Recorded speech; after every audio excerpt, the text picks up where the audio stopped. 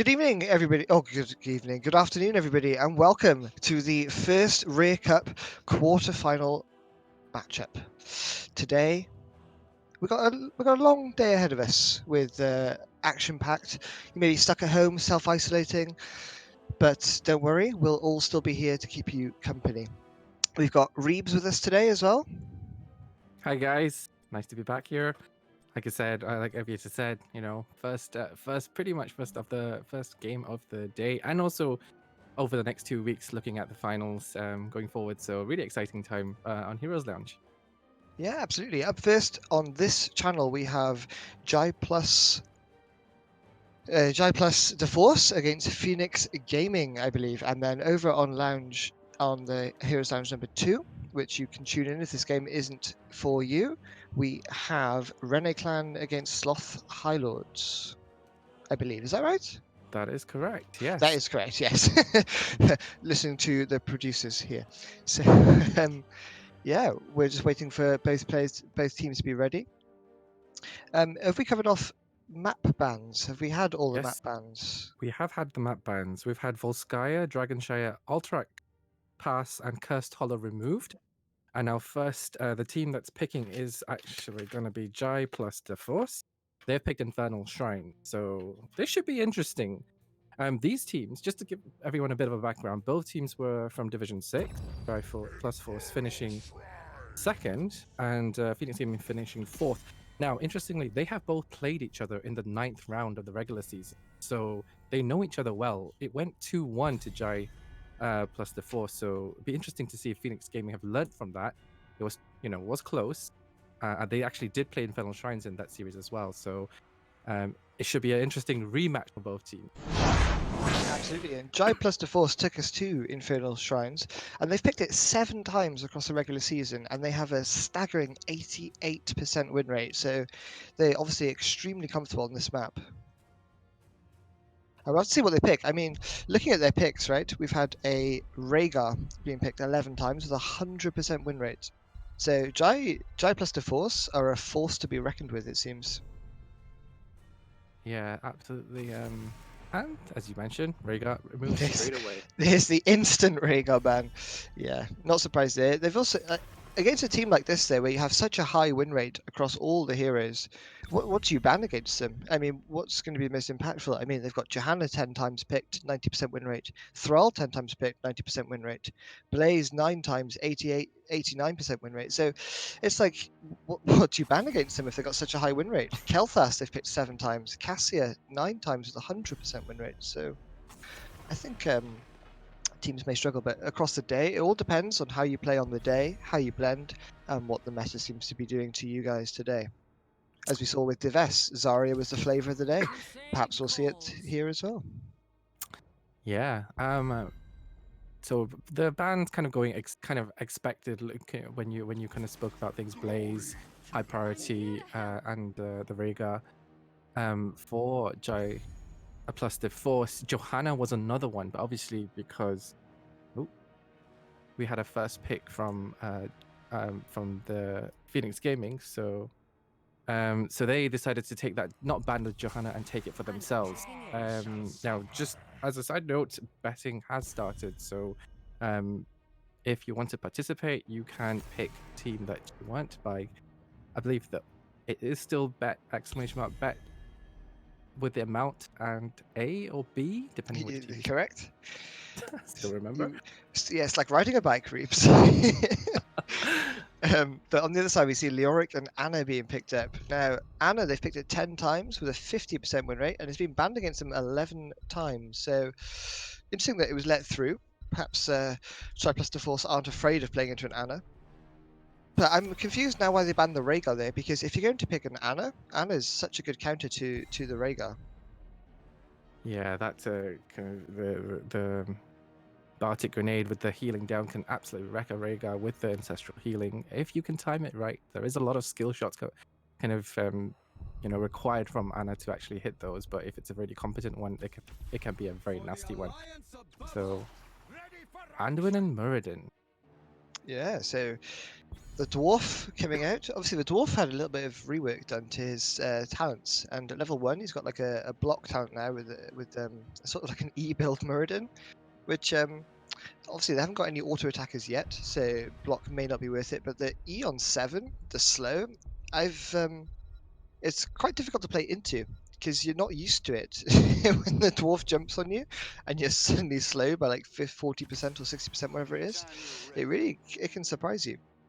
But we see such a strong damage over here with Reina Gul'dan coming in. Obviously, Jimmy, probably one of the strongest auto attackers at the moment, but I think Exterminator is probably the pick at the moment. I think it's better than Ace in the Hole at present, I believe. The benefits outweigh it, but obviously Gul'dan, an old school mage favorite. Yeah. So, a Hanzo to round out the team for Jive the Force.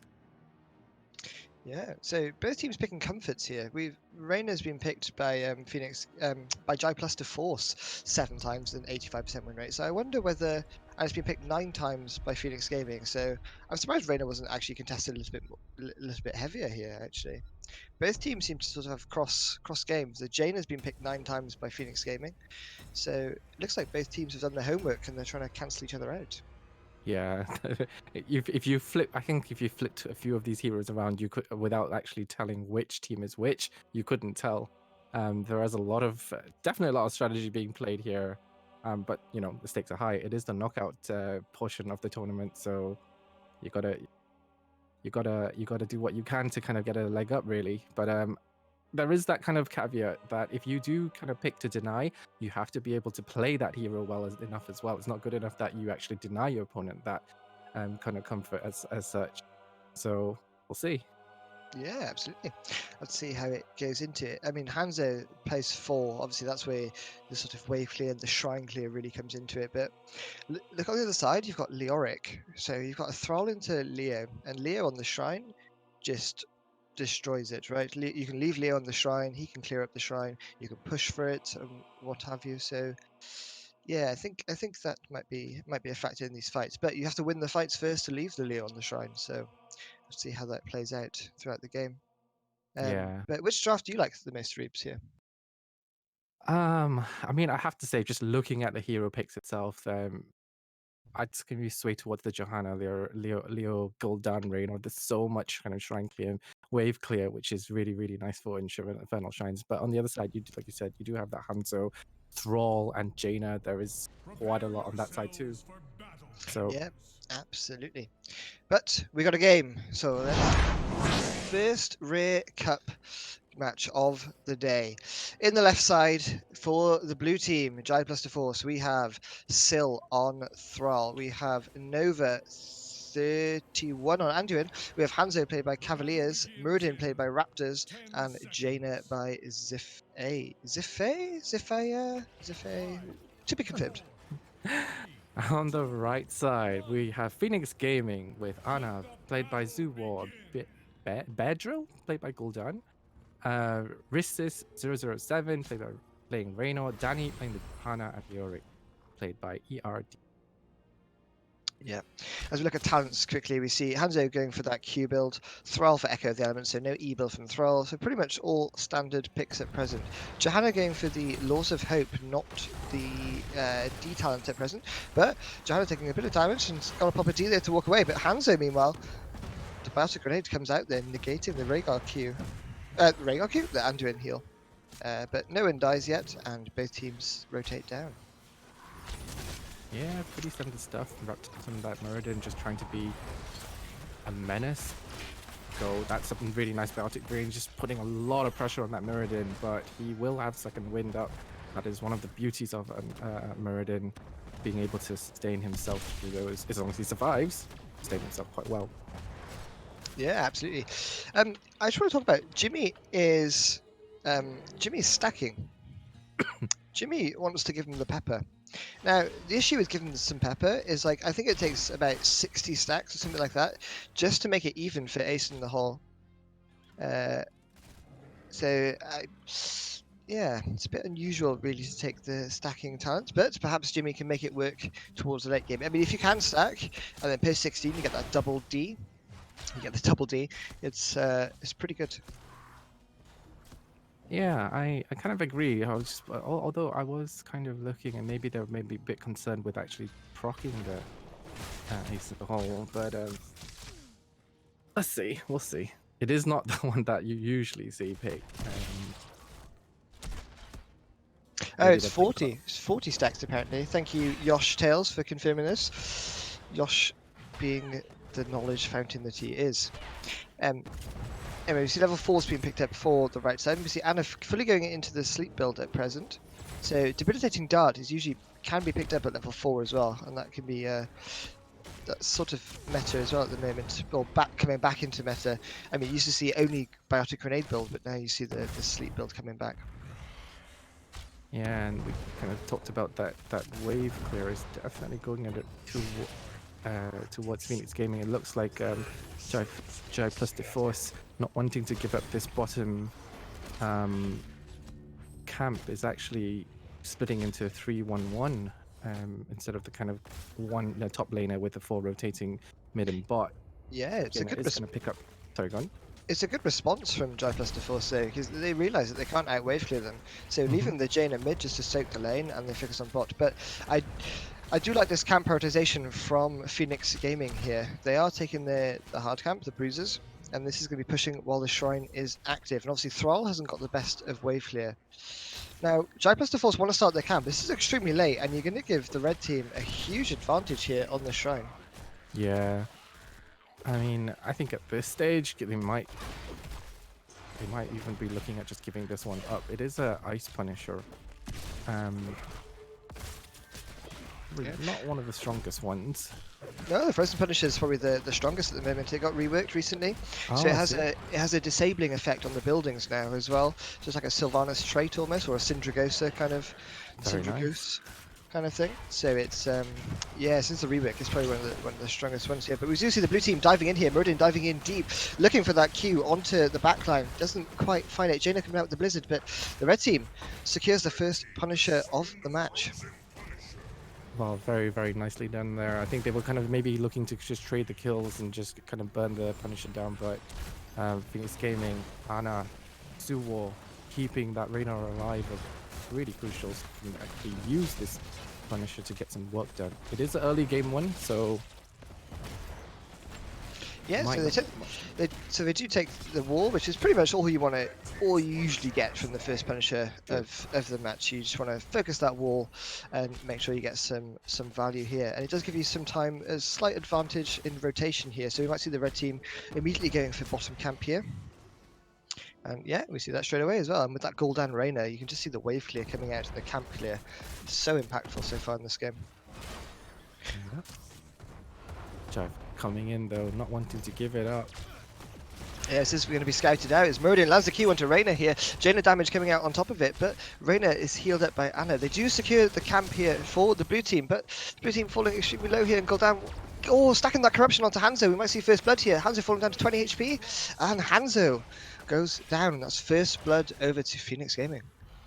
Yeah, slightly forward with that positioning, eating that whole corruption stack. Unfortunately, does drop in, but they contested it and they managed to get it. That's going to just slow things down slightly, but I mean, advantage certainly looks.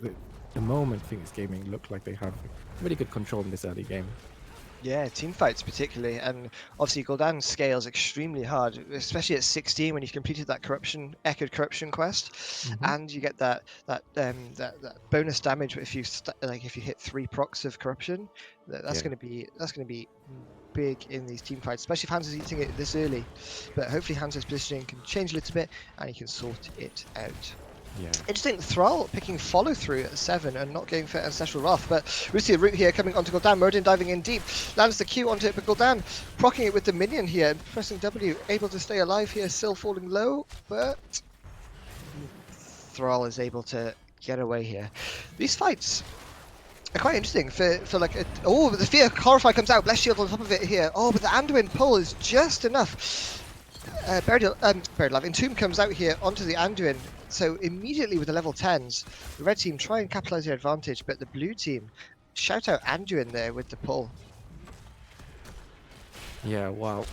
Immediately trying to, again, really showing Phoenix Gaming, they seem to really know this. They kind of maybe even expected this map coming in. They've got a plan and they're really executing it very well. Tens hit, really trying to kind of burst that Muradin down. As I said, if not for Anduin's rescue, that probably would have been a dead dwarf. Yeah, and we do see Sundering being picked up by Thrall here, not the typical Earthquake. Oh, Danny, my boy. Danny, my lad, you may be caught out here, but does pocket the unstoppable and is able to get away. Hands out, arrow comes out, lands onto 3 here, but unfortunately there's no follow-up ring of frost there to enable it. So looking on the left team, I would have expected Earthquake to come out into like Hanzo arrow, Earthquake, ring of frost kind of combo here with the light bomb as well. Oh, but we have Holy Word Salvation, not light bomb.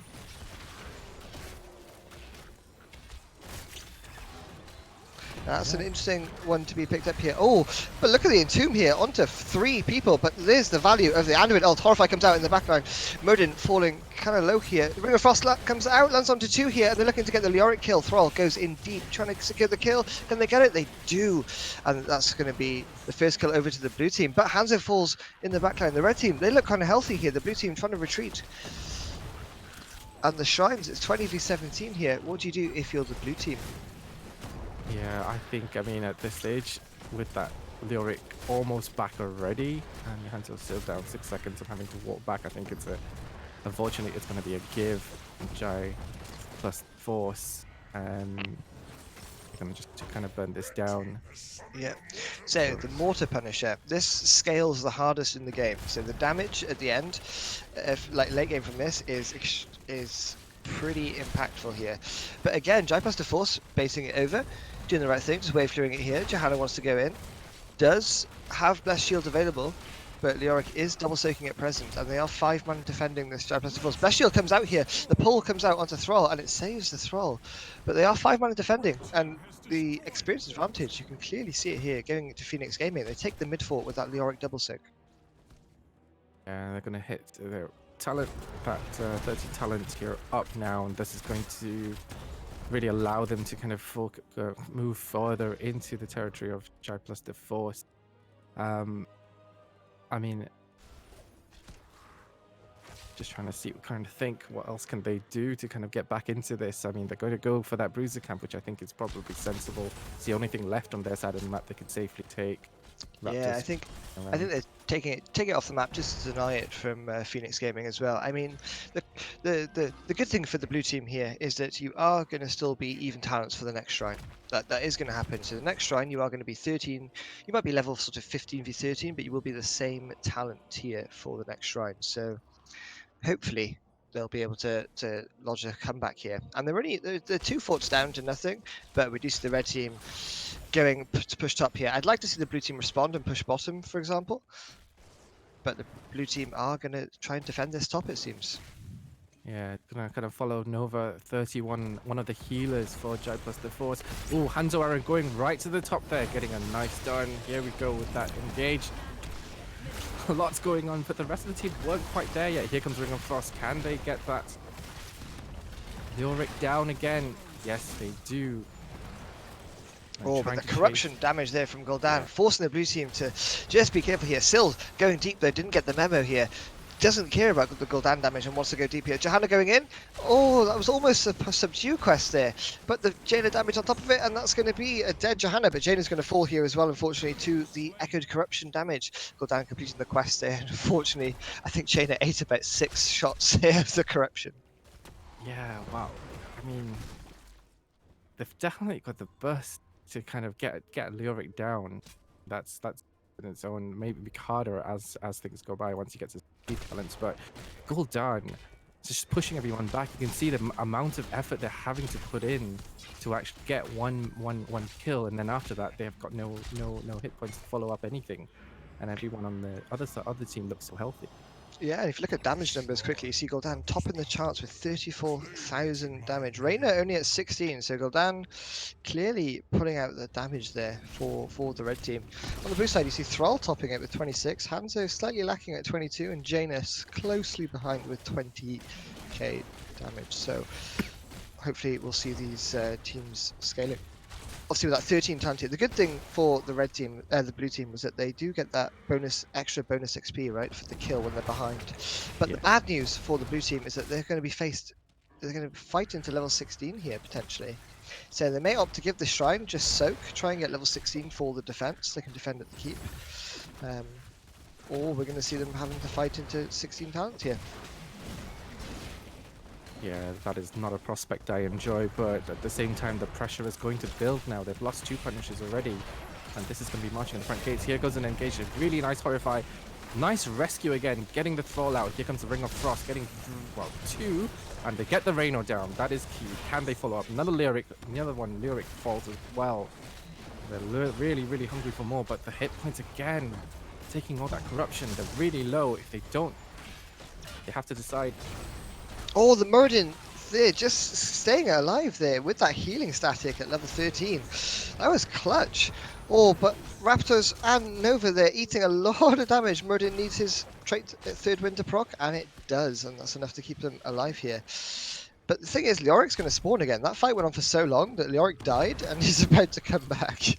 Yeah, and I mean that's a bit of an issue for the blue team because their hit points are really low. Well, back up now, but red team already have a massive lead. They only need 3 more of these minions, and that is going to be third Punisher over.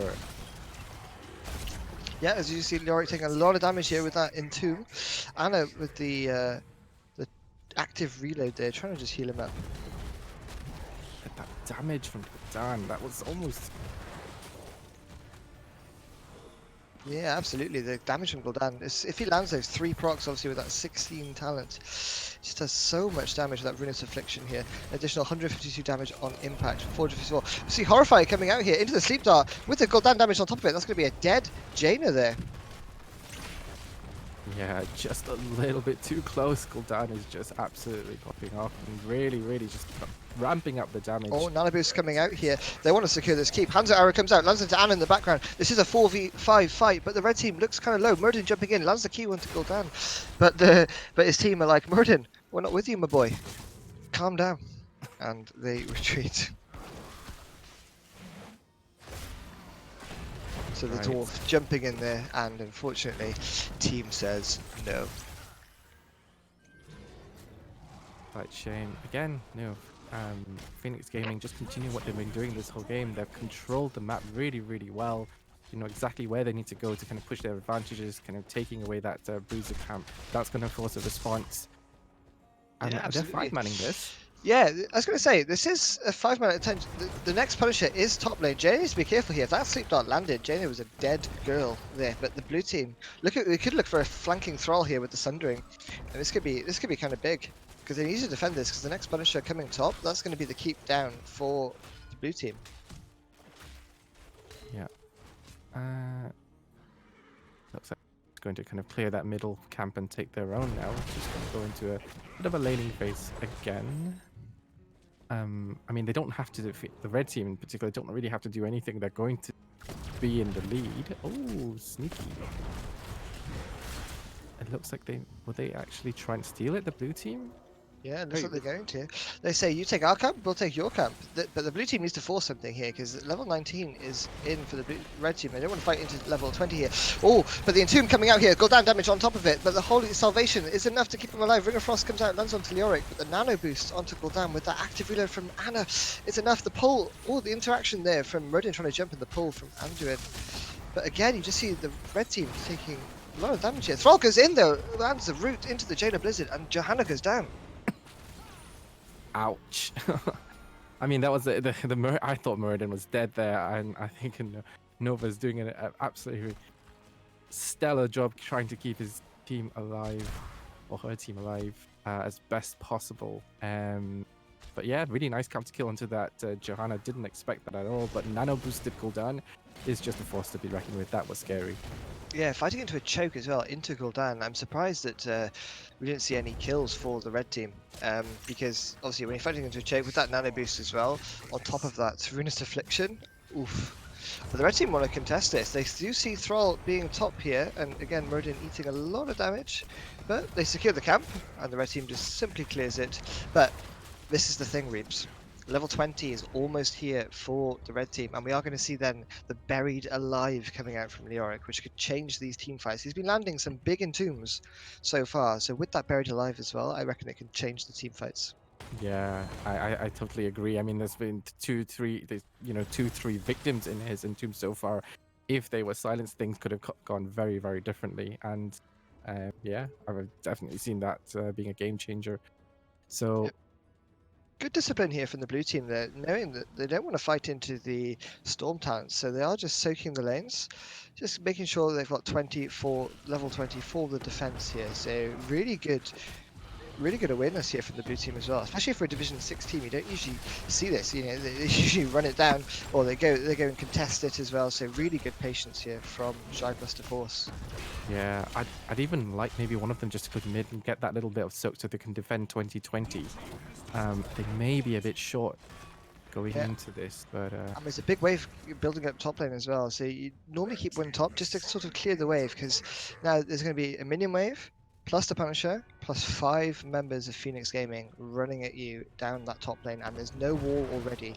So perhaps they might have to use. I think they may have to use the Anduin Cleanse here just to bait it. well, here we go. This is potentially the first keep of the game.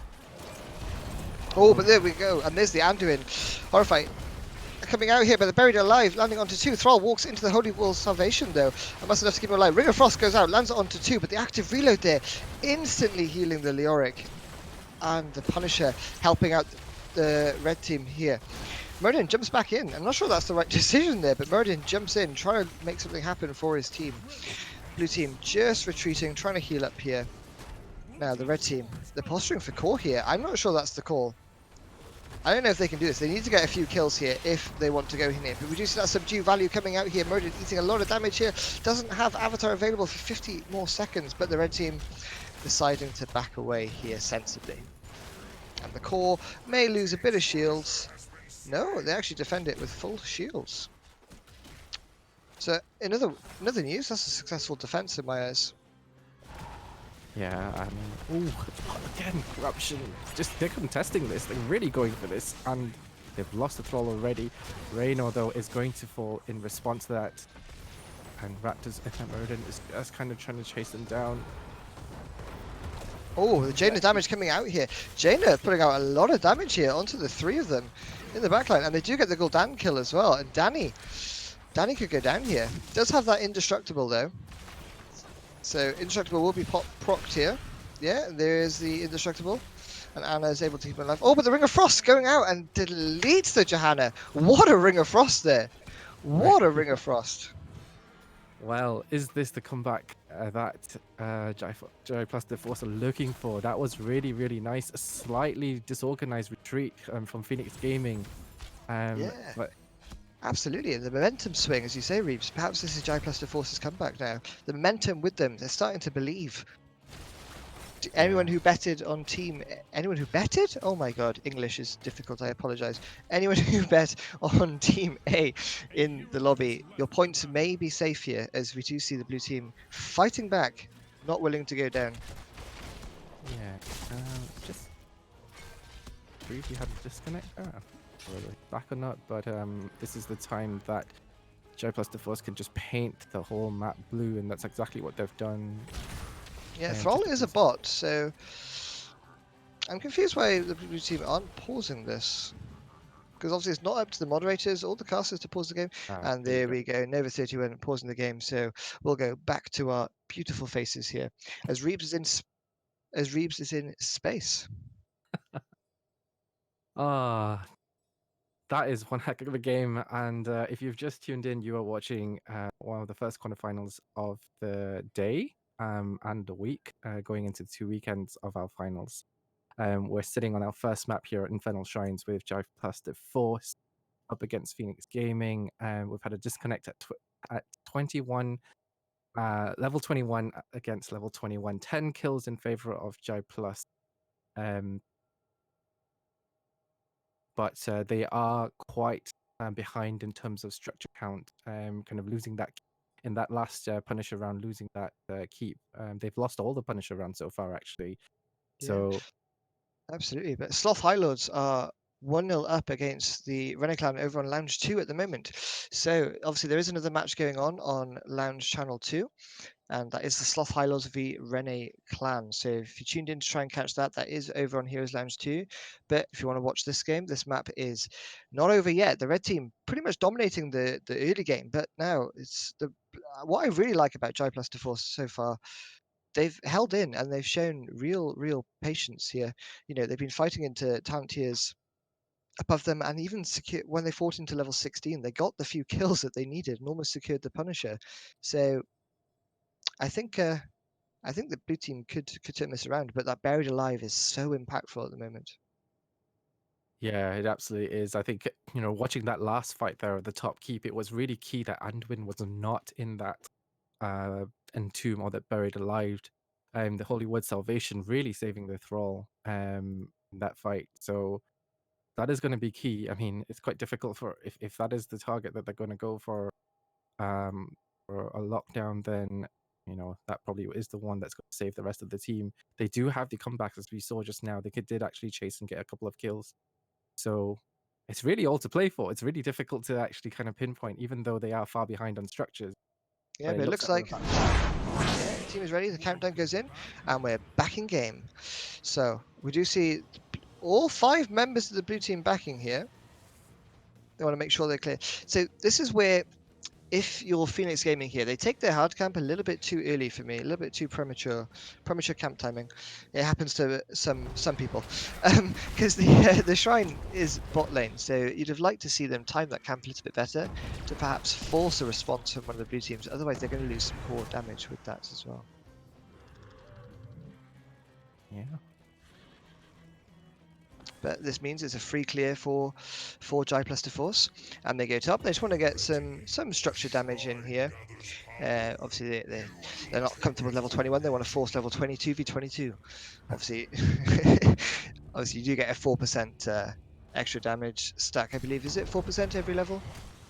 I think it is 4% extra So HP yeah. and damage per level. Thank you, production. Just in. Yeah, there we are. We heard that. Right. Over in stats corner. But Shrine. Now this Punisher could decide the game. We have no fort for the red team, no fort for the blue teams. This is probably the most even fight we've seen for the blue team at present here. But we're just waiting for that nano boosted Gul'dan to come out again with that Horrify, and you have to see how that Holy Will Salvation coming out from the Anduin here.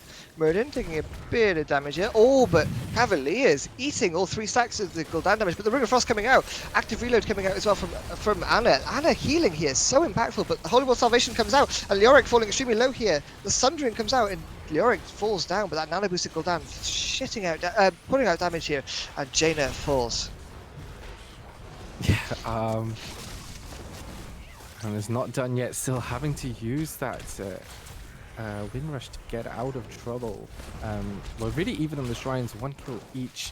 Leoric is obviously going to be back quicker, but again the Gul'dan, that corruption just melting away at the hit points of Hanzo. He falls as well, but Rizu 007 falling extremely low here. They want to fight the shrine. It's 36 v 27 here. I think it's actually okay here. yes. Oh, but Murden jumps back in here. Johanna falling low, but does have that indestructible available. And Murden falls down, but they do secure the shrine. So I actually like this play here. Sacrificing Murden for the shrine. I don't think the red team are going to try and... Are they going to try and end? Well, they've got all 5 up again. Yeah, absolutely. There's a big wave top as well. You just run through mid. You don't need to. You can ignore this keep here and just run through mid and just try and end the game. Yeah, I like this call. But Jaina is alive. Hanzo back in 20 seconds. Can they do this? Can they defend? Is this clownable? That's what we want to know here, Reeves. Is this clownable? Ring of Frost goes out, whiffing unfortunately. But Anna's standing in the middle, and it's going to. No, but the Gul'dan damage, and that's Jaina and Anduin falling low, and this is going to be game going over to Phoenix Gaming. Yeah, this is indeed going to be game. Really nice call here, just going straight for the core. I think if they had gone to defend, then that would have actually played into the hands of Jai plus the Force. Nice calling here, just to kind of secure that first win. So, if this is what we're kind of looking forward to for the rest of the series, this should be really interesting. Yeah, very absolutely. So we look at very evenly matched teams, and Phoenix Gaming, coming back I think during their regular season match, I believe they lost this map, so this is a bit of revenge coming back. Very solid looking on Infernal Shrines here, so it'll be interesting to see what Jai plus the Force are going to pick themselves back up. Yeah, absolutely. We look at the post-game stats there, and Gul'dan, 122,000 damage, Reeves. Gul'dan getting so much value in those fights. I mean, the nano boost as well on top of it, but it just seemed really impactful. And Anna as well. Shout outs Suwa playing the Anna there, because the active reloads from her just kept his or his team alive in those fights as well. The Anna's positioning was brilliant as well. It was so far back. Anna was always safe, and the active reloads really keeping the team alive here. Yeah, it was. I mean, I think it would be a struggle to play into that kind of a composition. I think the whole team played really well. Danny on the Johanna just kind of being that really solid front line that was so difficult for the Hanzo and the Jaina to get past to actually burst somebody down. And when they did, there was a full kind of wave of corruption coming their way, and you could see the times that they actually took the 3 hits.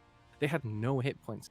There was nothing that Anduin Nova Yeah. could do to just get them healthy again. They had to back off or essentially just die to the corruption poison. Yeah, absolutely. I mean, the Horrible Salvations were coming out, and it was quite strong. But I'd have liked to have seen a little bit more. I think the Earthquake could have been big here, just to stop the sort of engagement of the blue team, because they seem to sort of be running over, right? And on that goal down as well, I think the Thrall Earthquake could have been a bit more impactful, and also perhaps Light Bomb. I mean, you put Light Bomb onto that Muradin, jumping into the backline, that could wreak absolute havoc. You got the Hanzo Arrow to follow up, Ring of Frost to follow up as well, and it could be pretty spicy and big there. So some stuff, food for thought for Jai Plus the Force, but they're not over yet. It is a best of 3, and we are going to go into map number 2, which is Garden of Terror. Yes, I it hate this is. map. I absolutely despise this map. I mean, when they brought it into Hero League or Storm League, whatever it is, I cry. I cry.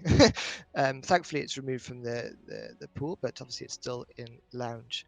The thing about this map is that you get the unusual picks coming back out. You can see the Abathas, you can see the Vikings perhaps as well. This is the OG Vikings map.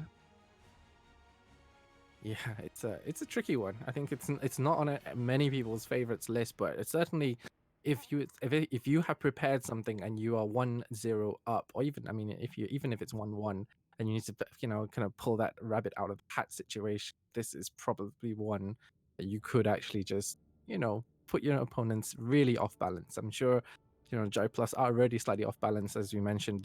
This is what Infernal Shrines was their most picked map, really high win rate, and I don't think they were looking. I mean, I don't think anyone was, but I don't think they expected to kind of fall 1-0 down on Infernal Shrine. So this could be something that just puts them off balance more. They need to recover from that. They need to kind of overcome that kind of surprise.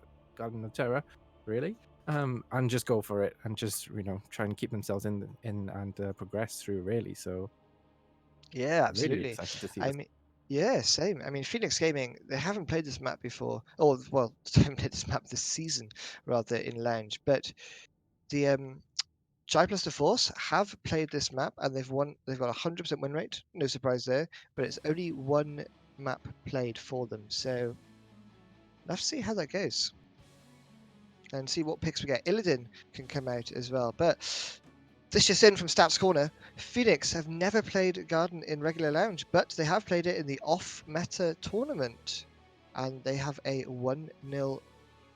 They won the map. So both teams have played the map once this season, once in the off-meta tournament and once in the regular Lounge season. Yeah, I had a brief look beforehand, prep, so to speak, and I remember when Jai Plus the Force played this, they did actually have a slightly unusual, not some heroes that you don't normally see came out. So this could be spicy, as Tiny Owl said in the channel. Yeah, absolutely. And things like Illidan can come out as well. You can see a Garden of Aviator. It is. I don't think it's a Garden of Aviator. I did play Vikings on this map actually in a scrim recently, and it didn't go so well. I was about 2 bottles of wine deep, uh, late at night playing a scrim, and yeah, I may have lost, but. You do see Illidan picks coming out here, and just that unusual, slightly off meta as well. Camp clear, so important as well. So things like Greymane should come up, and that sort of thing as well. But I think both teams are ready. So we're waiting for the owl to push the button. I pushed Yeah. R in the wrong channel. My bad. And we're just waiting for the game to start. As we go to the Dark of Terror. Game number 2. So Phoenix Gaming took the first map in quite, I want to say decisive fashion, but it wasn't really towards the end, right? They dominated the early game, but I think they just kind of snowballed from the first objective, really. You know, they took the first objective, got that slight advantage experience lead, and then every Punisher was sort of forced into a different talent tier fight. Yeah, I think, like I said, in a previous game, they had a plan. They executed it well. That was Phoenix Gaming who won that map. Let's see what they've got in store this time. Yeah, I think if they kind of stick to their plan as they did early game of the last game and bring it to this one as well, they'll be really good in a good stead, as the bans are pretty much identical. The previous one, Rhaegar, we mentioned in the previous game, it's one of it is Plus the Force's most picked hero and healer. So removing that seemed to work for them. Deathwing and ETC removed it previous game as well. They're just kind of sticking to that. So Yes, no change in bans really. The Rhaegar, I like it. The on this map in particular as well, just with that the additional camp clear that Rhaegar can provide with that with that lightning shield. Yeah, I think removing the Rhaegar is pretty impactful here. And we just see the Blaze being banned out as well. So I anticipate it's going to be a first pick Johanna. It is. Absolutely here. Raptors getting that Johanna. Instant snap block there. We did mention it previously in the first game that both teams seem to favor the Johanna pick, but Plus the Force have played it 10 times with a 90% win rate. So perhaps they can make it work over there instead of the Muradin, the dwarf. Definitely. Ooh, That's a heavy front line opening is. from Phoenix Gaming there. That's a scary front line looking at you. But they've got a chance here. You might want to see like a Reyna coming out as well, but we have a Brightwing. We have a Brightwing. We have a Brightwing and the Cassia. So Brightwing is one of the kind of the comfort picked. I think it's the second most picked healer on the side of Jai Plus the Force. So I'm not surprised to see it. I'm maybe a bit surprised. What I'm more surprised about is that it's actually been banned against them. I mean, who bans Brightwing? It's been banned six times against Jai Plus the Force. They've got an 83% win rate with it though, and they've picked it 6 times, 20% pick rate. So maybe they can make it work. I don't know. Yeah. Yeah, I think.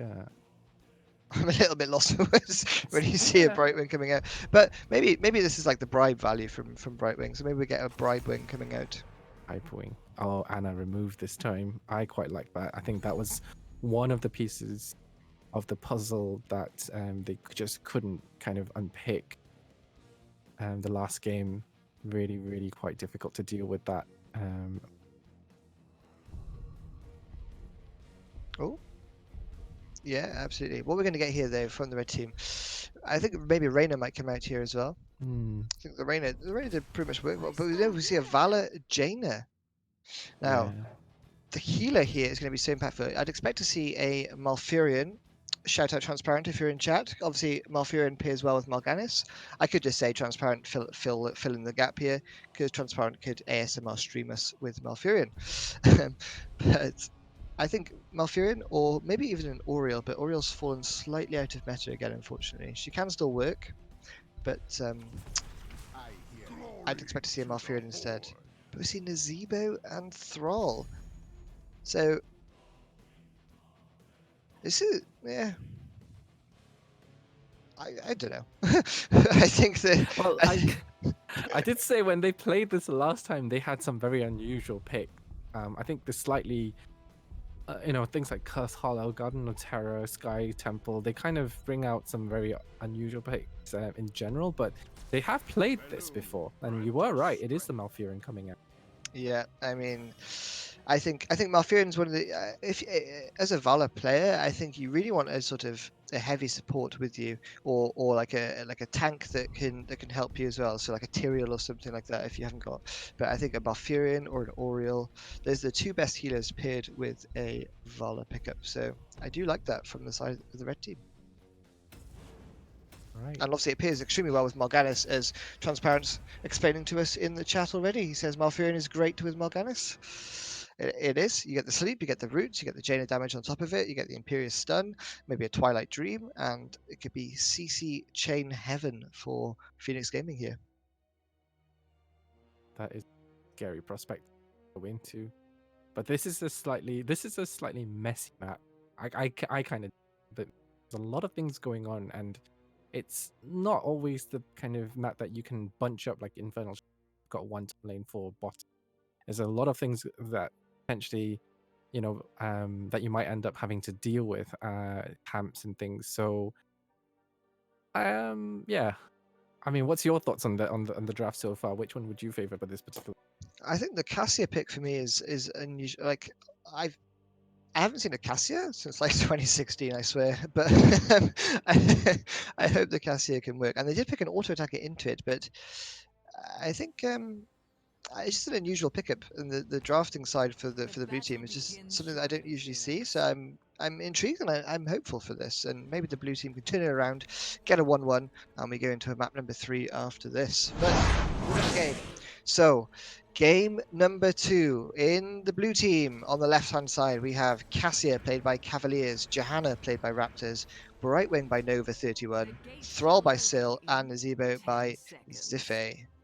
And on the red team, Beatrill playing the Vala, Zuwo on the Malfurion, Danny playing Morganis, ERDE or Erdi playing Imperius, Rhesus 007 playing Jaina, and they are Phoenix Gaming. Yeah, as you look at talents quickly, and we do see charge strikes coming out by Cassia, so definitely the preferred build for me as well. I think Q build is just a little bit weak now in comparison to what it used to be like. But yeah, the charge strike. The only thing with Cassia is that her auto attack range is pretty limited. As we do see Imperius charging in here, landing onto the Cassia, and we see the immediate route from Malfurion just trying to follow up there, and Morgana's going in. So that's the combo that they want to execute here. Yeah, and just looking at the way they've split up, they've kind of sent the Thrall and Nazebo to bottom top lane, so it's going to be kind of an interesting matchup, I think, both ways. Yeah, absolutely. Nazebo does go for Thing of the Deep here on level 1. So Nazebo, there was a short period of time when Nazebo was first banned, first pick worthy, even in higher ranked games.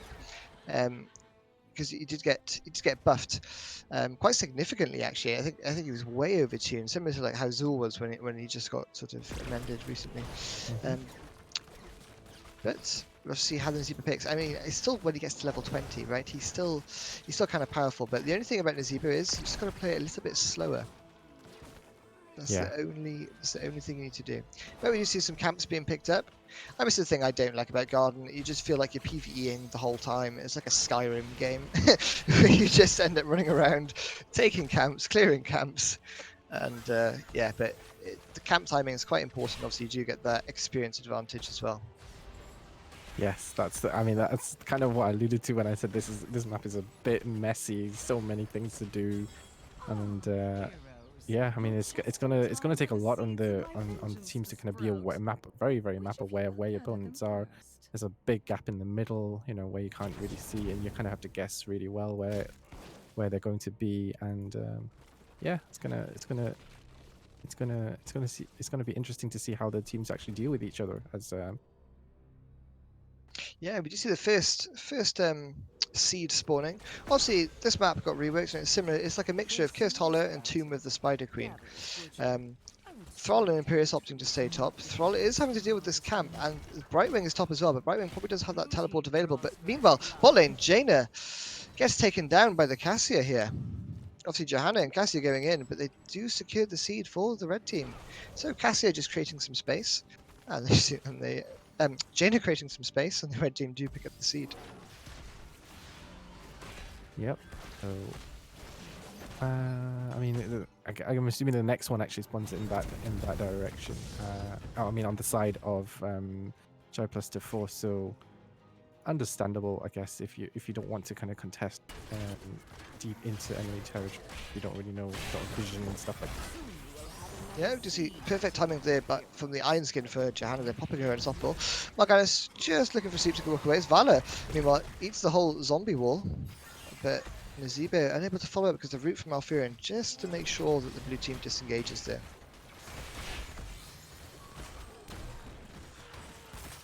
Level 7 picked up for J+ Force. Level 7 will be here momentarily for Phoenix Gaming. So there's no real sort of experience advantage. Both teams soaking experience quite well. They're pretty even actually in experience. Minion soak is pretty much almost identical. It's just the heroes, obviously 500 extra XP going over to the left side, and the mercenary, they're 1000 XP, 300 ahead for the red team. So seed number 2. Now, what a lot of people don't realize is that this is similar to Ultrac Pass, where you can sort of round up all the little terror things that sort of attack you, and one person can cap it there. But Johanna goes in here, pops her Iron Skin already. There's an early Iron Skin, and meanwhile Thrall looks to go in. So I'll take a lot of damage here. Brightwing comes out, lands the teleport though onto Thrall here. Polymorph comes out onto Imperius here. Johanna goes back in. Can they get the kill? They're all extremely low here. Big boy Thrall root onto 3, and they fall down here. Brightwing securing the kill against Malfurion, and Nazeebo caps the seed. That's seed number 2 going over to J+ Force. Yeah, that is a really nice setup from J+ Force, leaving that Brightwing. Oh, Vala walking into a bit of trouble there. Beatrill just about gets away. Yeah, but they turn here onto Morganis. Morganis trying to peel for the Valor, but unfortunately, Morganis is going to pay for that with his... Wait, what? Cassia, where are you? I mean, that was a free Morganis, okay? That was the freest Morganis you're going to see all game. But Cassia said, my Skyrim nature's kicking in, I got to take the camp. But they do secure the camp, and they do deny it. And they're a level ahead now for the blue team. Yeah, I think maybe J+ feeling a bit charitable there towards the Morganis. Probably no more than that. But yeah, just before that engagement, we were saying, but I see Brightwing just soaking that extra experience, and it's actually paying off. Teleporting at the last minute. Obviously, when she teleports, it does get a little bit of healing onto the target. So, really nice setup. Yeah, we do see level 10 going to be picked up momentarily here, and the red team needs to be careful here. They should look to disengage here, I think, and they do that immediately. Level 10 picked up. Good, again, really good patience and awareness from these teams. So in the first map, we saw the opposite. It was the blue team that had to show restraint. But this time it's the red team, Phoenix Gaming, and they're doing it extremely well. Level 10 picked up, and you saw them immediately back out. They're not forcing into 10. It's the worst thing you can do, guys, okay? If you're watching this, do not force 9v10. Just don't do it. Yeah. I mean, I think 10 is probably the worst thing going into 10 is the worst thing to do. Your opponents have an totally extra ability to actually kind of wreak havoc on you. So I totally agree with that. Yeah, it's always the pet hate, right? You're like, team, baby rage. Anyway, you see Thrall almost completing the Echo of Elements. We'll get it here on this last minion, so he does get that extra Q stack. Again, going for follow through, and this time we saw the Earthquake being picked up here, and it is the Ball of Lightning, so no Valkyrie shenanigans. Emerald Wind being picked up, and Ravenous Spirit. Ravenous Spirit, the only thing with this is Nazeebo needs to be careful with his positioning, because they've got a lot of CC on the side of the red team. They've got a Valor with that Rain of Vengeance, they've got Imperius with the stun, and they've got Morganis with the sleep or stun as well. Thrall goes in, trying to interrupt it here, goes in deep there, but Brightwing teleports onto him to save him. Johanna pops the Iron Skin already, that's an early Iron Skin here, as the Water Elemental coming out here, so much ultimates being popped here for the blue team. Ball of Lightning comes out, and Morganis falls down. Emerald Wind here, pushing Jaina and Imperius into the wall, and they get the kills. Blue team, where were you first game?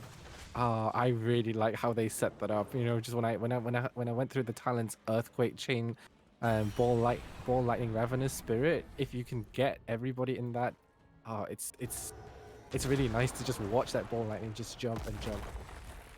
People just Yeah, stuck in uh, the earthquake basically. So really exactly. nice synergy Exactly. there. That's the point, right? The Earthquake is so impactful in these fights.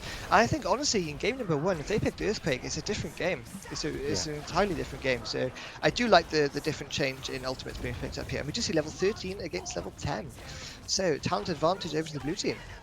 Blue team now, they're playing this extremely well. They seem to be patient. You know, they can be they can be aggressive here though as well. Johanna just trying to interrupt the rotation here. And the red team doing the right thing there, rotating extremely safe. They say we can give the fort. Fort's fine, we'll defend it at the keep wall.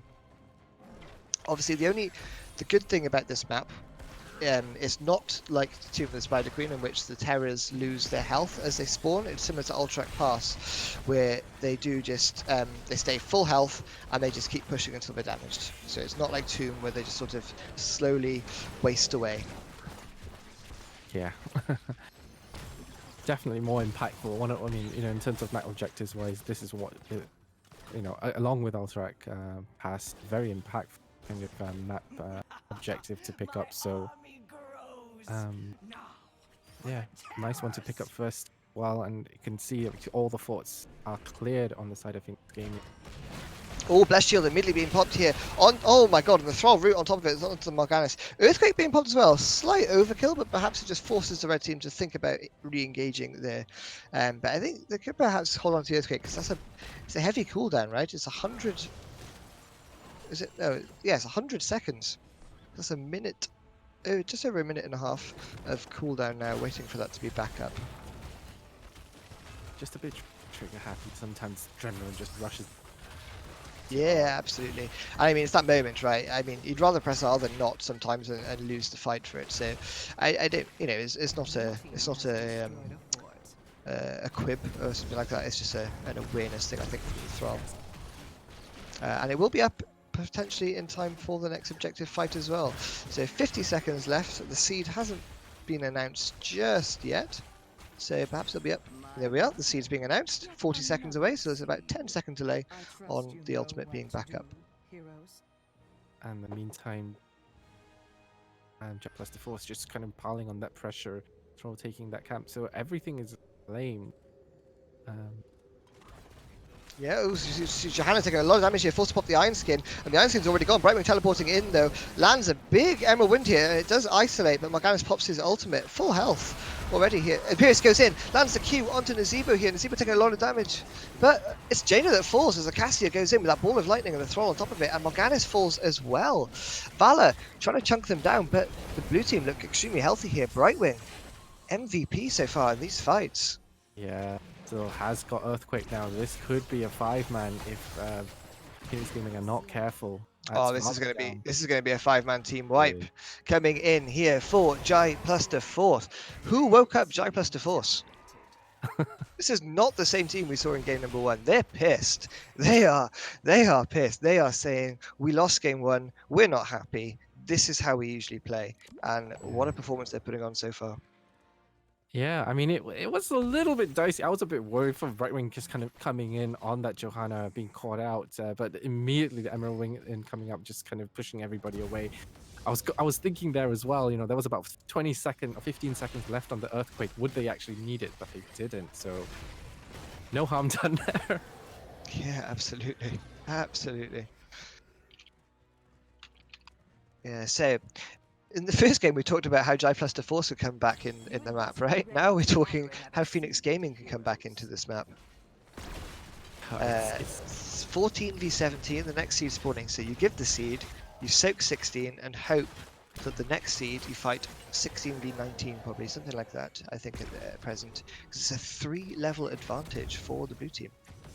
And they do have that global as well. And if you look at the experience numbers soaked here, mercenary camps now it's 4,000 experience to 2,000 experience. There's 2,000 ahead in minion soak, but there's 6,000 hero experience from hero kills, because we have seen no kills on the side for Phoenix Gaming. Yeah, Jai Plus doing a really nice job there. And yeah, they're contesting this one hard. They are that 3 levels down with that talent to your Yeah, advantage. they're going YOLO in here. Well, this big boy zombie wall, they're landing onto 2 here. Subdue coming out from Johanna, Earthquake on top of it, and oh my god, the red team getting absolutely deleted here. Magnus does pop his ultimate, able to stay alive a little bit longer, but it's probably going to fall as well, as we see Malfurion going down. Jaina backing says, I'm out. I'm not dealing with this, I'm out guys. I'm protecting my KDA. And we do see the blue team going to mid here. I do like the aggression from both these teams. They can try and end through bot. I don't think that, maybe. I think actually Jaina kill here. Johanna goes in, does have Iron Skin. Ooh, doesn't need to pop it, but there's a zombie wall just missing here. Thrall walking through the mid. Didn't get the memo about going down to bot lane. Yeah, I like this call. Blue team takes the keep and then slowly backs out. Yeah.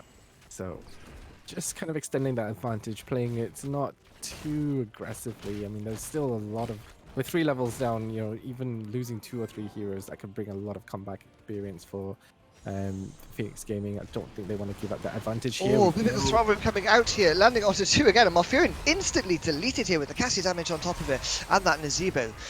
Danny lad, falling low here, tries to go back in, trying to peel for his team, does land quite a bit of damage here, but unfortunately Cassia takes him down. Jaina gets trapped in the zombie wall. Oh dear, Jaina, you're going to go down. And that's going to be 4 people dead. Now they can just end. They don't even need to cap this. They could. Oh, they're all quite low though, actually. GG's are being called in the chat. Yeah, I mean, it's that's a little bit premature.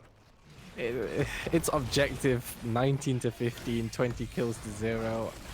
I think they're just kind of like, okay, let's just end this. Let's go for the decider now. We're done. We're done here. But yeah, understandable. I mean, they tried, and like you said, JPDF just woke up. They really for them, really kind of synergistic draft. Once they hit 10, there was no looking back. Ultimates popped, and people just absolutely melted. Yeah. Really nice kind of comeback for JPDF, setting up the final. Really, really. Yeah, I think we're in for game number 3, right? First game we saw Phoenix Gaming being the aggressors. Game number 2, as I said, J+ Force, they were angry. They weren't happy with game number 1, and they dominated game number 2. The Cassia pick there, they snap-locked the Cassia pick quite early on, didn't they? They insta-locked the Johanna and then pick Cassia in their second rotation. So I wonder how much of an impact that was, because it did seem like the Cassia was doing a lot of work here. Yeah, I mean, 6 kill. Looking at the kind of the end screen, 6 kills on the Cassia, most damage, 41k. I think comparison Vala was the second at 35k. We just did so much work. It was really, really a kind of a sight to behold. That team just going in and really coordinated and just winning every single team fight through the whole game, kind of taking it home. Let's just have a quick look. Phoenix Gaming opted for first pick. We're just waiting for the map pick from J+ Force in this decider now. Of one of our first semi-final of quarter. Jumping gun there. Quarter-final. What's the so obviously there is other matches going on as well on Match Lounge number 2. But it looks like Sloth Highlords won it 2-0 against Rene Clan. So Rene Clan, unfortunately, are out. The next match hasn't quite started yet. So bear with us, because we are in for a game number 3 here, deciding map.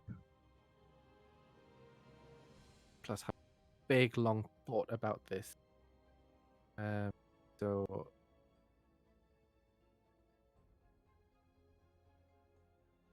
Yeah, absolutely.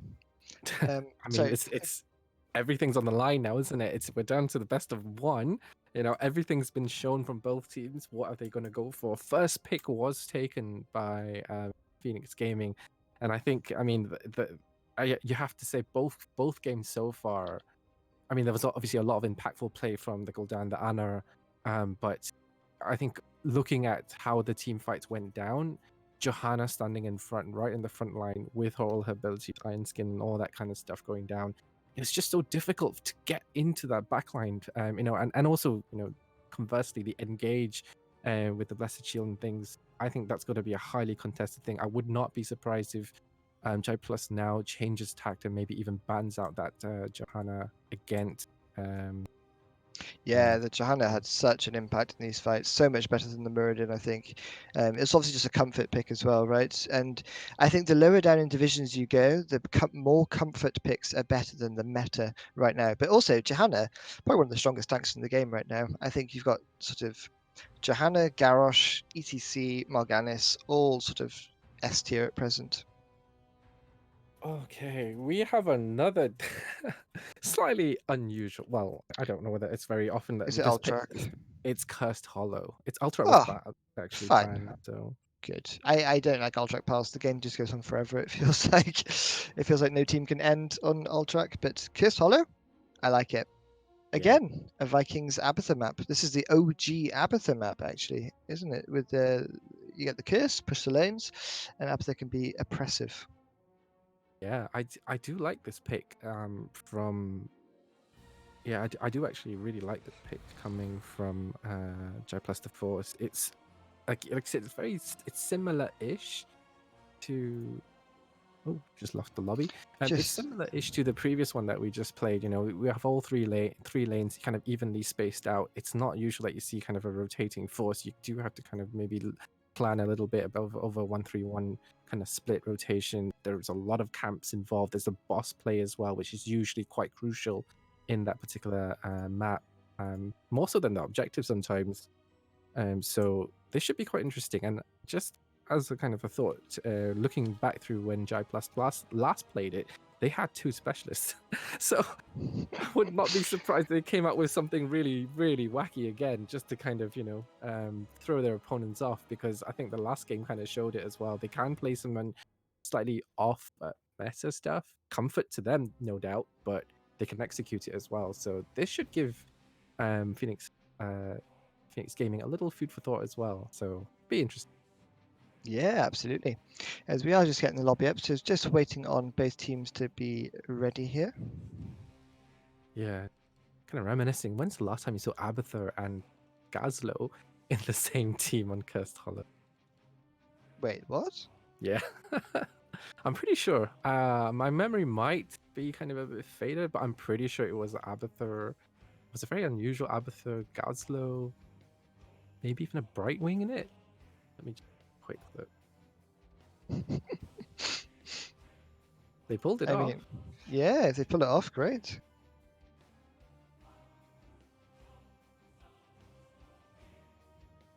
We had to remake the lobby. Maybe some settings were quite a bit. Just waiting for the second team to arrive.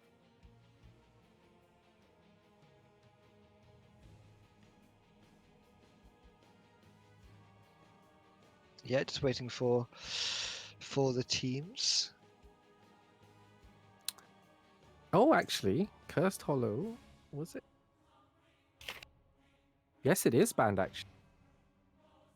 It's banned. Yes, but Cursed Hollow is. That's why they left the lobby then, I guess. There we go. So, no Cursed Hollow. Because it was actually the last ban from Phoenix, so it looks like it was. Yeah, so we did spot that Cursed Hollow is banned. So it's going to be Sky Temple instead again.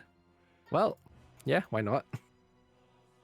So Sky Temple, still a large map though, and still you can see some unusual picks coming out. Zul, I'm surprised we haven't seen any Zul bans or Zul picks yet either.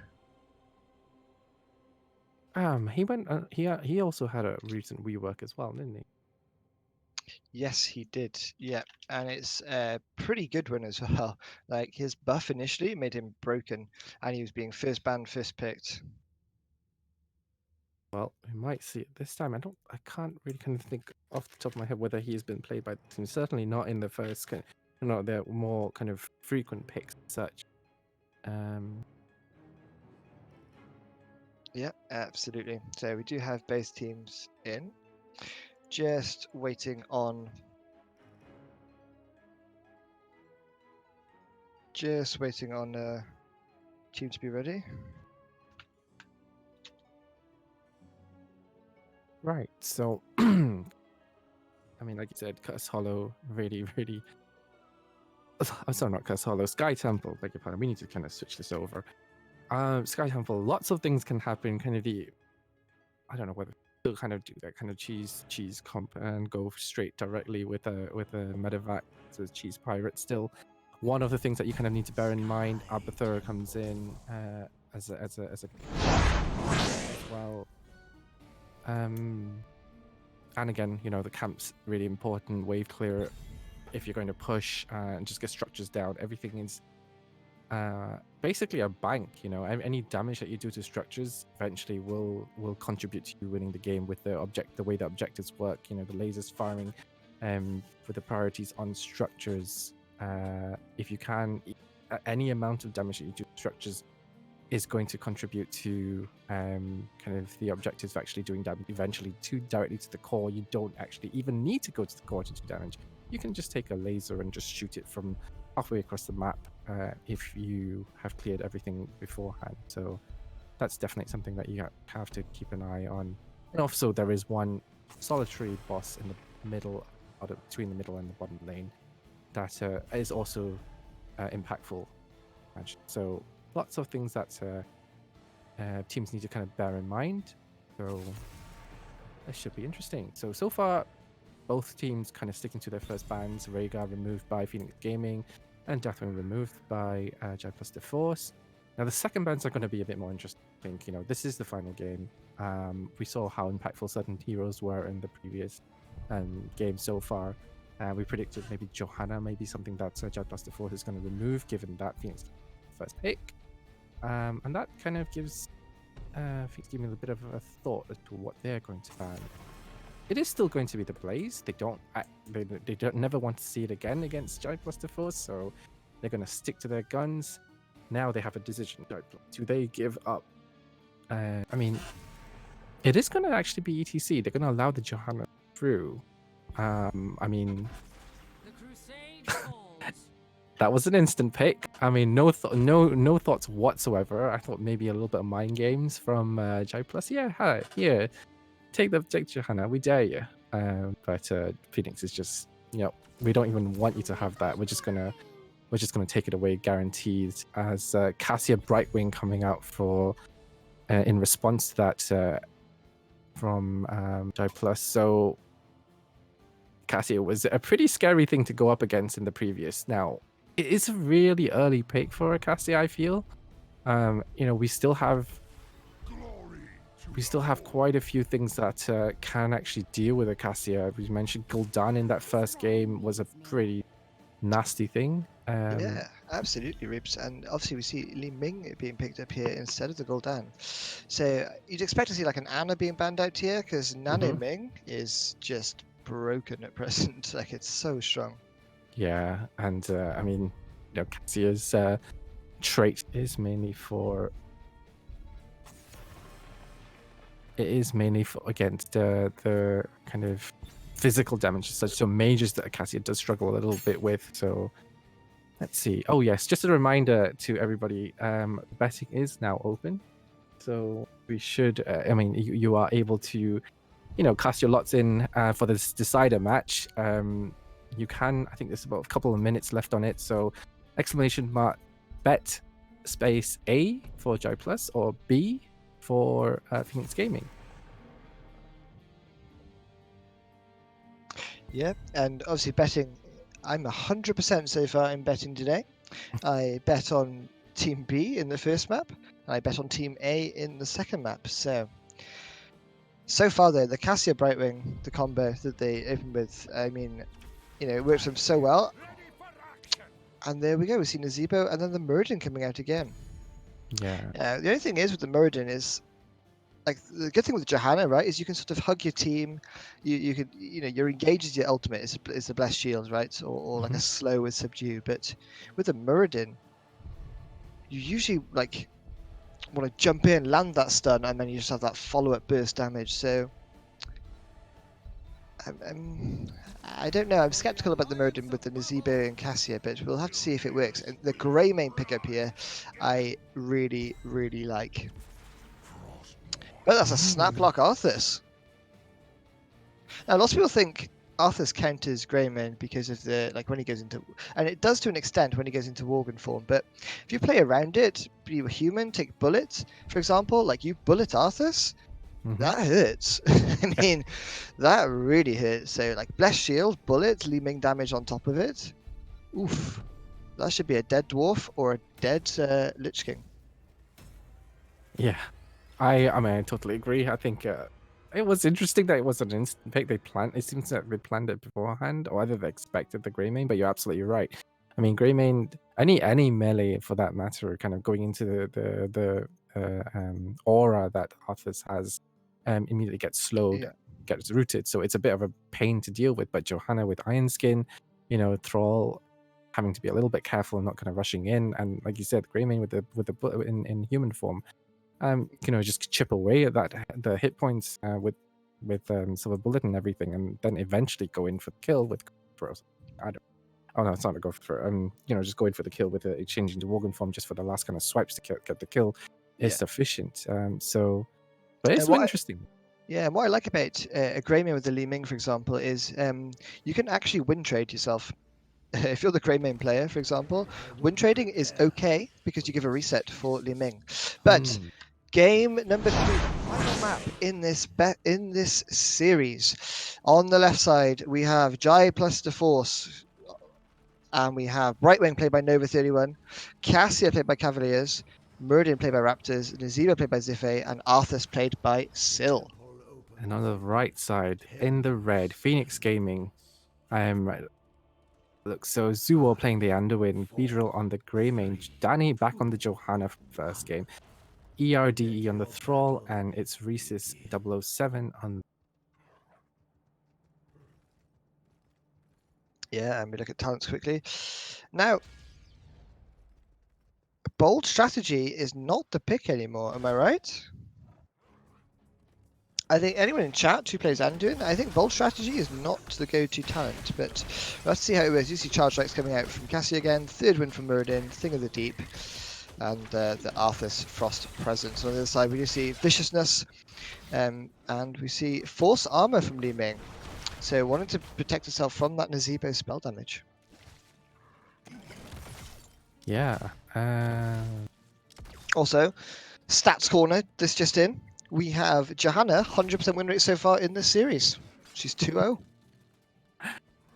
Yes, I mean, yeah, both teams have played it really well, very impactful, as you mentioned, really, really top tier hero, so no surprises there. But, I mean, if Jai Plus is to go through, then that is going to be, that's going to have to change. And it's also, Stats Corner kind of mentioning first pick is also 100% win rate. So. Yeah, but you see Invade coming in here, aggressive already from the blue team. This is a 3v4. Nazeebo coming in now, says, team, I'm coming! But we do see the blue team trying to back off now because they are just taking a lot of damage from that Greymane onto the Murden.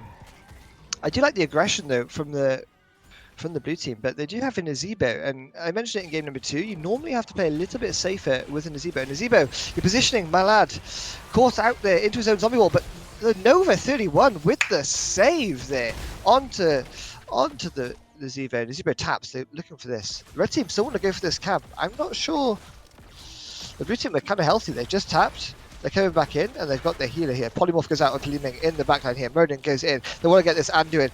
Stun lands onto Anduin. Anduin falls with the Cassia Fen. That's first blood going over to Jai plus the Force.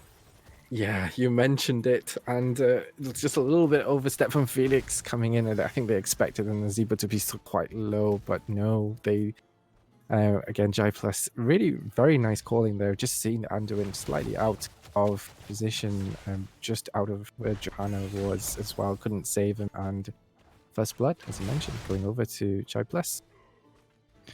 Yeah, absolutely. And we do see, so this is Triumvirate coming out from Li Ming. I don't mind Triumvirate as an orb talent, okay? It got buffed, it's pretty good. I don't want to see it on 7 or 16. Please, please, Li Ming player, take the Calamity at 7, please. Please. please, I plead, I cry. Anyway, we'll see what the Li Ming picks up in 2 levels time. But good timing on the camps here. Hard camps both being timed quite well. What I usually like doing with the hard camp though is pushing with it. For example, so on this map, it's all about structure damage. You can avoid team fights the whole game pretty much, but you need the structure damage. So what I quite like doing is taking the hard camp, pushing top if you've got that siege damage, and then contesting the top temple. And for example, you can take the whole fort as long as you get the wall down with the camp. So it's pretty good here. But at the moment, they're giving both temples up. Huh. Yeah, not sure about this. Okay, Murden starts going in here. Li Ming just putting out orb after orb with that reset at level 4 with that talent here. As Murden taking a bit of damage here. The zombie wall comes out, lands onto Anduin here. The spider's on top of it. But again, Li Ming just throwing out the orbs. Right. I mean, well, top lane, Arthas gets the solo kill onto Thrall. Sit down, Thrall. Arthas winning that 1v1 there. And Danny Malad falling extremely low. Raptors gets saved there by the Nova teleport coming in. And so they secure the remaining shots for top temple. The camp's still pushing top as well, because Arthas did clear it. So this is kind of a heavy push top. And mid lane, they're still contesting. The red team are sort of losing from the poke here, but Greymane goes in here trying to get the kill onto Cassia, but Cassia turns around and says, "You what? Fight me!" and puts Greymane down quite low. Yeah, nice exchanges in the middle, really tense. I mean, there was a few times where both teams really, I mean, Greymane and just saw that at the end being rescued out by Anduin, and then before that it was Brightwing just getting that teleport in to heal. Yeah, and thank you for the raid, Heroes Lounge 2. Heroes Lounge 2 viewers, welcome to game number 3 between Jai Plus the Force and Phoenix Gaming. This is a pretty close series that we've got at the moment. Yeah, both teams just kind of, we had the first temple phase just go down there, and I mean, I'd say probably fairly even, although the camp, as you mentioned, was pushing the top lane for Jai Plus, and they do get quite a bit done in that top lane. Yeah, again, the red team looking to be the aggressors here, but they are taking quite a lot of poke here. Every time they come in, Nazeebo lands that zombie wall, and they take a lot of damage. Oh. Again, top lane, Arthas. Take a bow, son. That's 2 solo kills. Yeah, the Thrall. I mean, we mentioned the Greymane can stay out of range, but Thrall not so lucky. If you're gonna permanently slowed, it's gonna be a bit of a hassle trying to deal with that Arthas. If he can get the root on you and just stay glued to you, really. So, yeah, really nice kills there from Syl. Yeah, it's also Q build Arthas as well, which is interesting. So maybe the poke is just sort of too much control with that Q. I don't know. I don't tend to see Q build much from Arthas, but it's clearly working. Right. So so it looks like it was the second game on Lounge 2 isn't being played because we had a no-show by TBL. So Bacon Landlords goes into the semi-finals, and I'm trying to think, who do they play? Do they play the winners of this? Wait, is that what's happened? Yes. So, oh no, Stray Dogs through to the semis. Yeah. Sorry, Bacon Landlords didn't. So it's Stray Dogs. Beg your pardon. Yeah. Was it Lightbomb coming out here? Murden popping the avatar here, trying to stay alive. Li Ming throwing out the damage. Did opt for Calamity at level 7, by the way. Thank you, Li Ming. The pull coming out, but unfortunately it's not enough here. As everyone pressing R. No cooldown left. Nazeebo coming out with the Ravenous Spirit, though, over the wall, taking down the Johanna. And that's going to be 2 kills to nothing in that team fight. Yeah, lovely team fight there from Jai Plus. Kind of continuing what they did the last game. And, that's...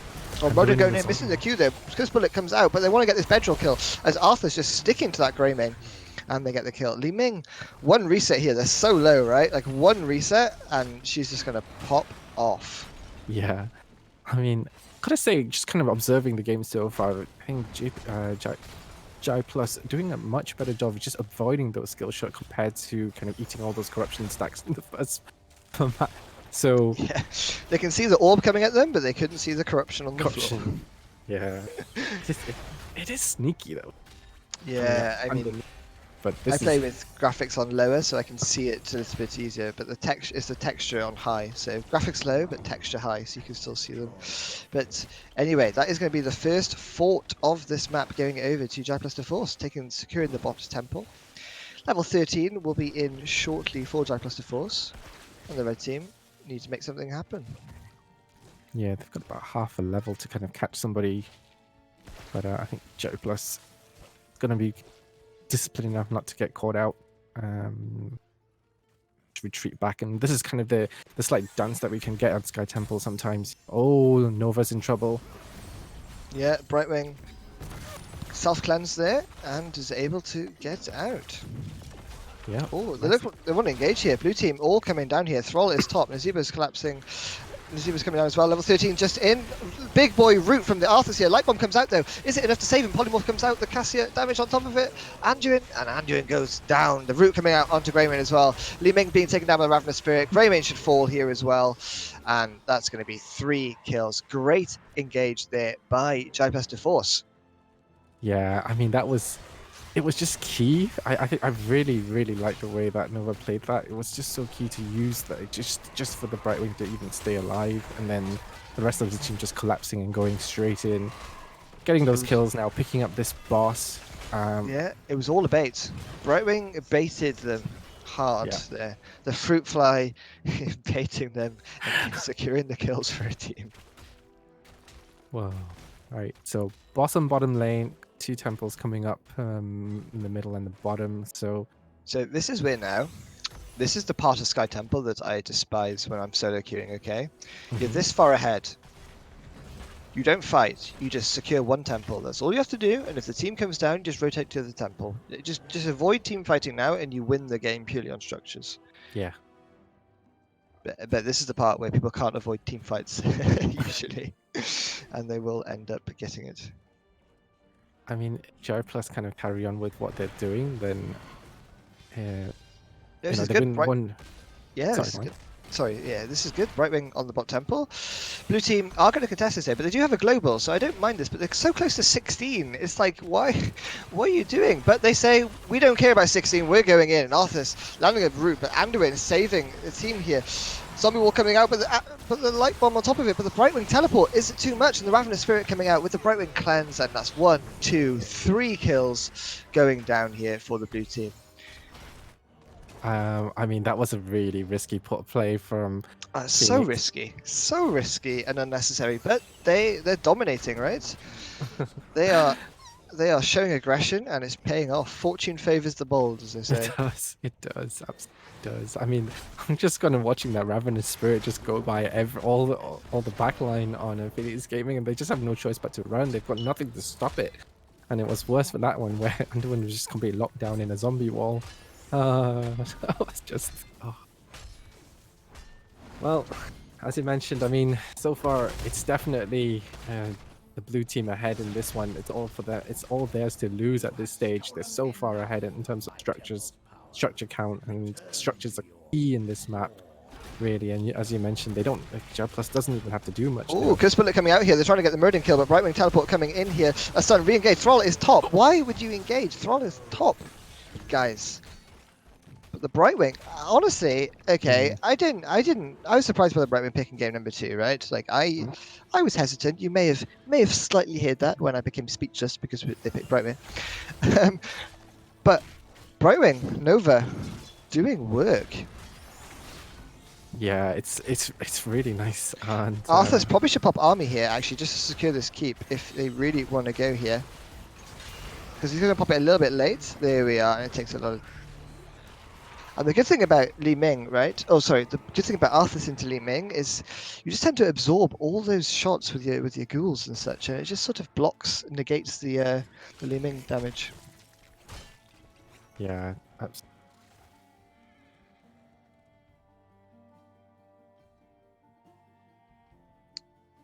Yeah. So, 16 almost in for the red team, but so far Jai plus DeForce are playing another flawless game. 14 kills to nothing. This is rough for Phoenix Gaming here. If you're a Phoenix Gaming fan, hoping they make it through, it's worrying times at the moment, but they're not out of it yet. You know, it's 16. They get a good power spike here with the Greymane. They will get Executioner or Alpha Killer. So maybe they can turn it around. And obviously you do get Mirror Ball from Li Ming as well. So big power spike at 16. Yeah, they just kind of just need to get that one. I think it happens in any game really. Just one big team fight right at the end can just turn things around quite significantly. Boss is up in 1 minute as well, so looks like Jai Plus is just going to do their thing. They're going to send 4 people into one shrine, leave Brightwing at the bottom, just to teleport at the last minute in, when the team fight goes down. So much pressure though on Phoenix Gaming's side. You know, they can see that the camp is in the bottom. Here comes the engage. Johanna's looking, but Johanna's just taking a lot of damage here. The root coming out though, landing onto Thrall. Light Bomb coming out, the Brightwing teleport though, and it's enough here. An Emerald Wind pushing them all back. Thrall unfortunately caught in an island, surrounded by blue players, and Thrall's probably going to fall down here. Raptors jumps in, trying to look for a Q. Hits the wall.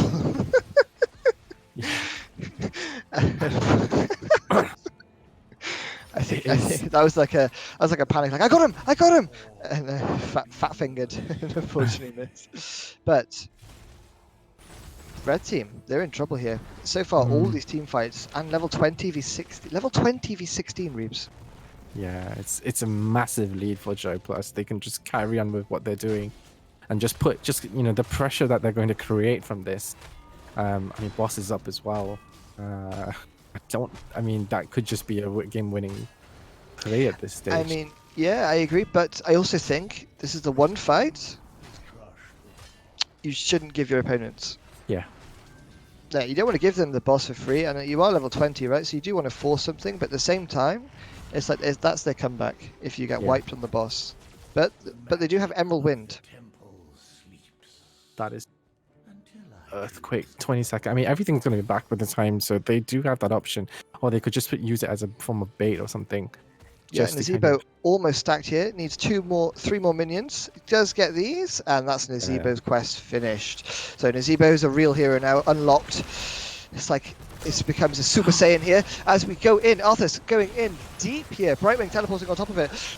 Cassie going in the back line. Johanna get the light bomb here. Still on the Arthur's falling extremely low. Emerald Wind to try and peel for the team here.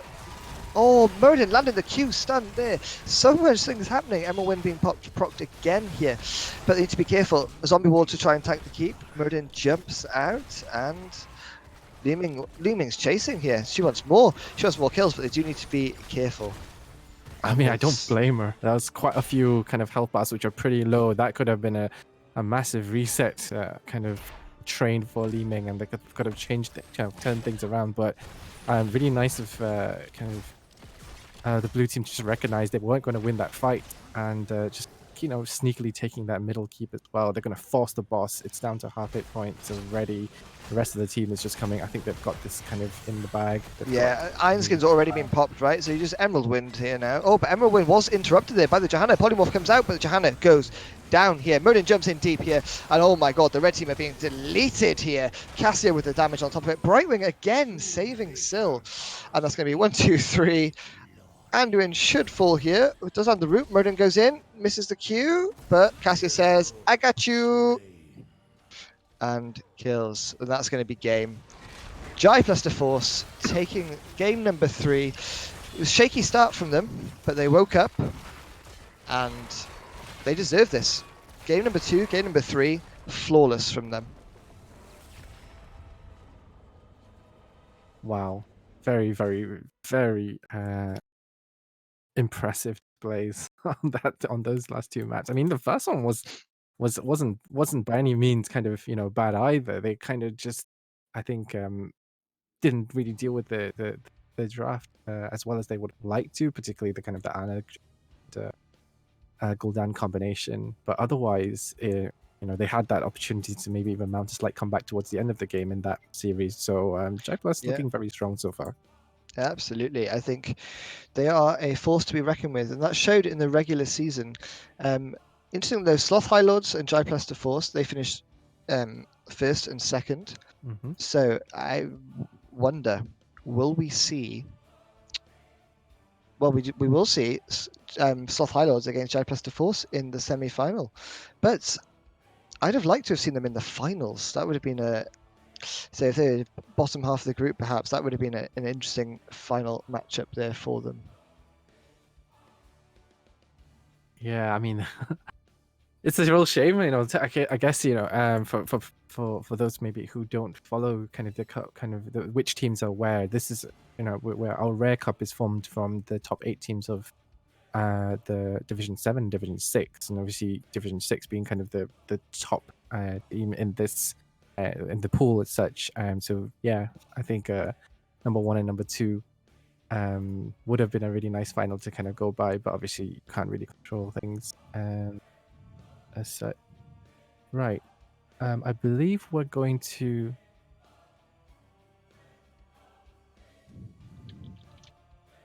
I believe we're just kind of discussing what we're going to do right now. We have obviously another series coming straight up after this.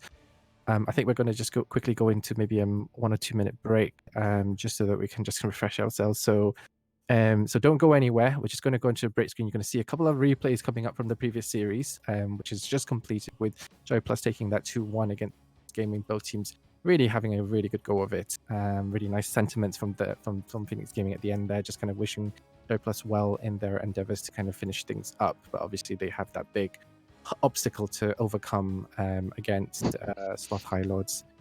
Again, another rematch actually, so that should be a good one. But for now, I think we're going to break, and then we're going to come back, and we're going to be seeing Facepalm Tacticians against Free Agent Team Nova. Yeah, so don't go anywhere. We'll be right back.